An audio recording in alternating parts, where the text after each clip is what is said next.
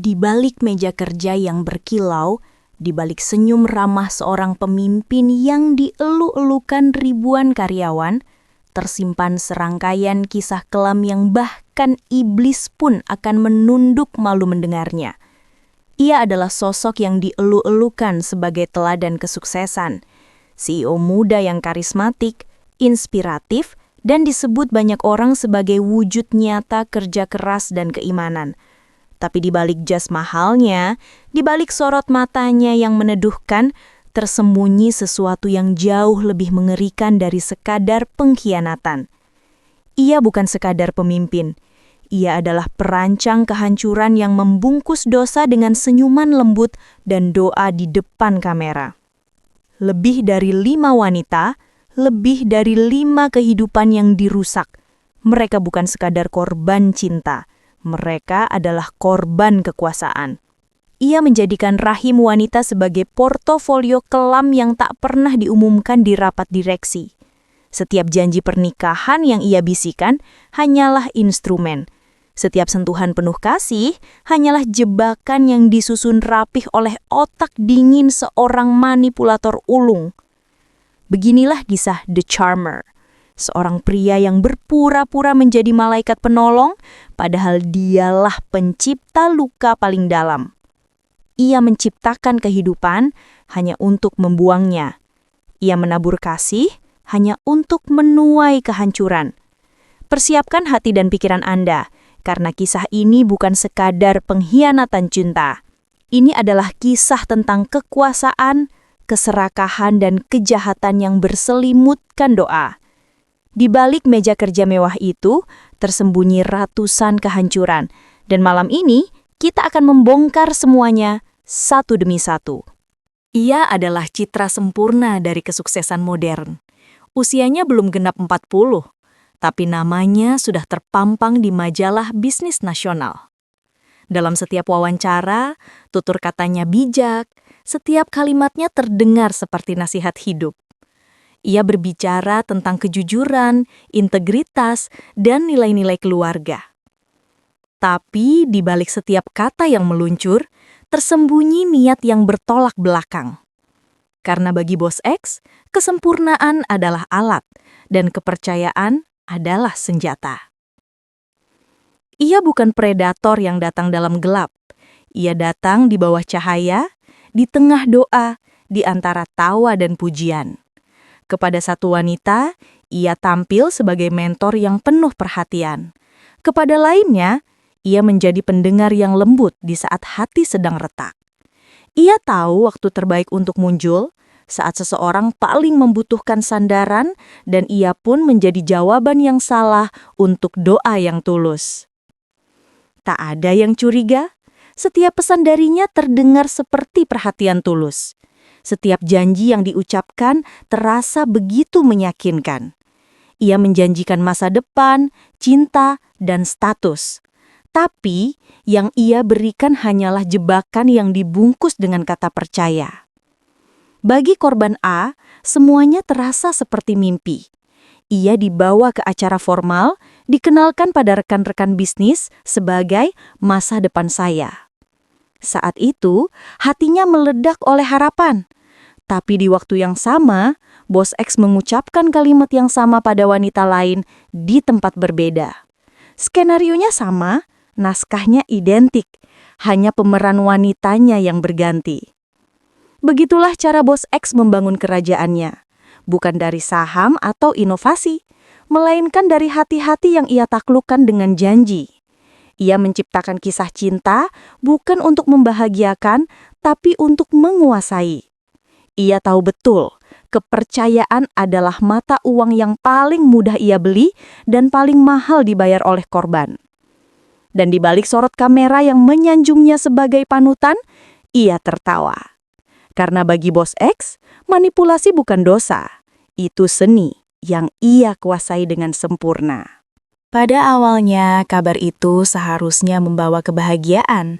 Bagi seorang wanita yang mencintai sepenuh hati, 2 garis merah adalah anugerah, bukan kutukan. Tapi bagi korban A, kabar kehamilan itu justru menjadi awal dari kehancuran yang tidak pernah ia bayangkan. Saat air matanya jatuh karena bahagia, pesan yang ia kirimkan pada Bos X hanya berisi satu kalimat sederhana. Kita akan jadi orang tua. Namun balasan yang datang bukanlah pelukan hangat atau doa penuh cinta. Yang datang justru dingin, penuh curiga, dan beracun. Kamu yakin itu anakku? Kita kan cuma... Kalimat ia mematikan harapan, menghancurkan harga diri, dan membunuh setiap kenangan indah yang tersisa. Sejak hari itu, semuanya berubah. Bos X yang dulu lembut, berubah menjadi sosok asing. Telepon tidak lagi dijawab, pesan tidak lagi dibalas, dan janji manis yang dulu diucapkan berubah menjadi ancaman halus.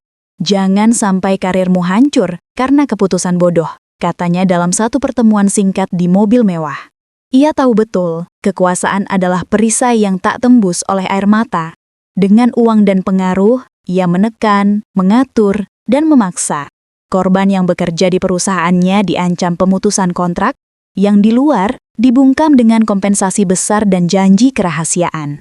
Dalam setiap transaksi itu, satu hal yang selalu sama, sang bos tetap bersih, dan sang wanita harus menanggung aib sendirian. Namun tidak semua korban memilih diam. Korban B, wanita yang berani mempertahankan kandungannya, akhirnya melahirkan seorang anak dengan wajah yang mencerminkan seluruh kebenaran. Bos X datang sekali, membayar sejumlah uang besar dan memaksa tanda tangan surat perjanjian yang melarang menyebut namanya. Setelah itu, ia lenyap. Tak ada kabar, tak ada tanggung jawab, tak ada penyesalan. Dan seperti tak pernah terjadi apa-apa, Bos X kembali ke panggung publik, berbicara tentang moralitas, keluarga, dan keimanan. Di balik kaca layar yang menampilkan kebahagiaan palsu, lahirlah generasi kecil tanpa ayah. 5, mungkin lebih. Semua memiliki satu kesamaan, wajah yang sama dengan pria yang mengaku tak mengenal mereka, dan setiap tangisan bayi itu adalah bukti hidup dari dosa yang ia tolak untuk diakui. Awalnya, semuanya berjalan dalam kesunyian. 5 wanita, 5 cerita berbeda, 5 luka yang sama. Masing-masing mengira dirinya satu-satunya korban. Mereka menjalani hidup dengan rasa malu yang dipaksakan, menutupi kenyataan dari dunia yang terlalu cepat menghakimi. Tapi, kebenaran memiliki caranya sendiri untuk muncul ke permukaan. Satu komentar di media sosial, satu foto, satu nama yang disebut secara tidak sengaja. Semuanya menjadi benang halus yang mulai menyatukan potongan-potongan puzzle yang selama ini tersembunyi. Korban J, yang saat itu sedang hamil anak kedua dari Bos X, secara tak sengaja membaca unggahan seorang wanita lain. Korban D, yang menggunakan kalimat yang sama persis dengan pesan pribadi yang dulu dikirim Bos X kepadanya. Sebuah kalimat manis, khas, dan penuh rayuan yang terlalu spesifik untuk disebut kebetulan. Ia pun mulai mencari, dari satu akun ke akun lain, dari komentar ke komentar. Dan di sanalah ia menemukan mereka. Wanita-wanita lain dengan luka yang sama, dengan kenangan yang identik, dan dengan anak-anak yang memiliki mata yang sama. Pertemuan itu terjadi tanpa rencana besar. Hanya panggilan sederhana di sebuah kafe kecil di pinggiran kota. 5 wanita duduk berhadapan, menatap satu sama lain, dan dalam sekejap, semua kepura-puraan runtuh. Tak ada lagi rahasia, tak ada lagi penyangkalan. Saat mereka menunjukkan foto anak-anak mereka, suasana membeku. 5 wajah mungil, 5 senyum polos. Semuanya cerminan satu pria yang sama. Tak ada lagi keraguan. Tangis yang pecah hari itu bukan hanya tangis kesedihan, tapi juga kemarahan yang selama ini tertahan. Dari pertemuan itulah lahirlah tekad. Mereka sadar, mereka tidak lagi sendirian. Mereka adalah korban dari sistem kebohongan yang sama. Dalam kesedihan yang sama, mereka menemukan kekuatan baru, keberanian untuk melawan. Mereka membuat grup kecil, berbagi bukti, mengumpulkan cerita, dan menyusun rencana. Bukan untuk membalas dendam pribadi, tapi untuk menghentikan kebohongan yang sudah terlalu lama berdiri di atas air mata. Dan disinilah titik balik kisah ini dimulai. 5 ibu, 5 hati yang pernah hancur, kini berdiri di garis yang sama. Titik nol. Mereka tidak lagi ingin sembunyi. Mereka ingin dunia tahu siapa sebenarnya sang The Charmely itu. setelah sekian lama menahan luka dan diam dalam ketakutan. 5 wanita itu kini telah berubah. Mereka bukan lagi korban yang dikuasai rasa takut. Mereka menjadi saksi yang membawa bukti. Tak lagi dengan air mata, tetapi dengan keberanian dan fakta. Mereka mulai menyusun potongan-potongan kebenaran yang selama ini tercecer. Bukti transfer yang mencurigakan, rekaman percakapan, pesan ancaman yang dulu dikirim diam-diam, hingga barang pribadi yang mereka kumpulkan diam-diam untuk tes DNA. Setiap langkah dilakukan dengan hati-hati. Setiap langkah diiringi dengan risiko besar. Tapi kali ini, mereka sudah siap kehilangan segalanya demi satu hal, keadilan. Di saat Bos X tengah bersiap menggelar konferensi pers besar untuk peluncuran proyek terbarunya, di ruang lain, para korban mempersiapkan momen paling menentukan dalam hidup mereka. Rencana sederhana namun menghancurkan. Tampil bersama di hadapan publik dan menunjukkan bukti yang tak bisa dibantah. Mereka datang dengan langkah pasti, mengenakan pakaian hitam. Bukan sebagai simbol duka, tapi tanda akhir dari kedok sempurna seorang penipu. Ketika Bos X naik ke podium dengan senyum tenang, dunia seolah kembali percaya pada citra kesempurnaannya. Tapi hanya beberapa detik kemudian, segalanya berubah.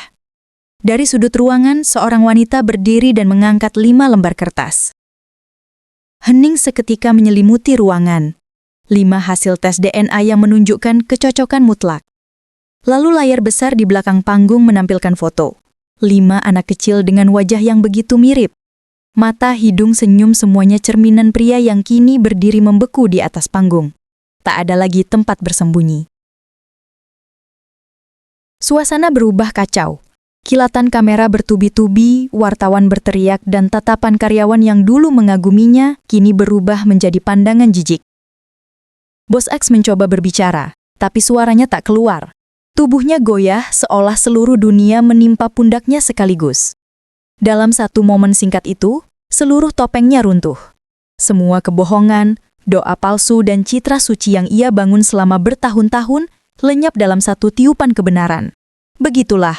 Kebenaran tidak butuh senjata, ia hanya butuh waktu.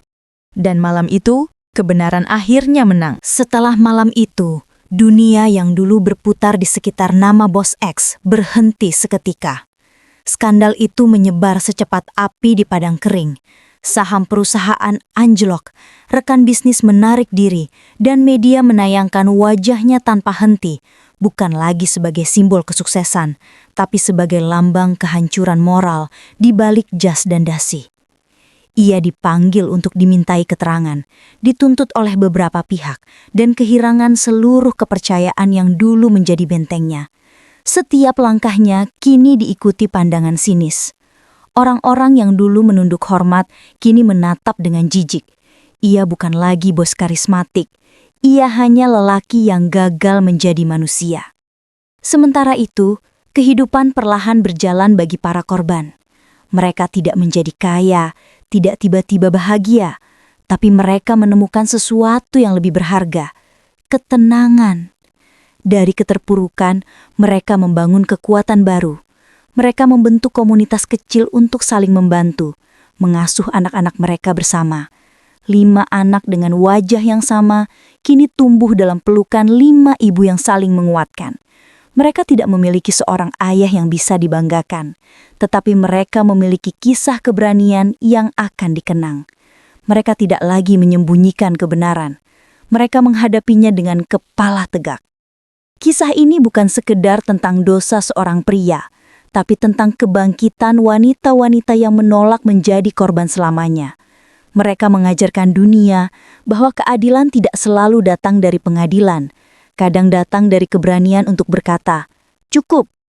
Dan Bos X, dalam kesendiriannya, mungkin baru menyadari harga sebuah dosa, bukan pada uang yang hilang, bukan pada reputasi yang runtuh, tapi pada kehilangan kesempatan untuk dicintai secara tulus.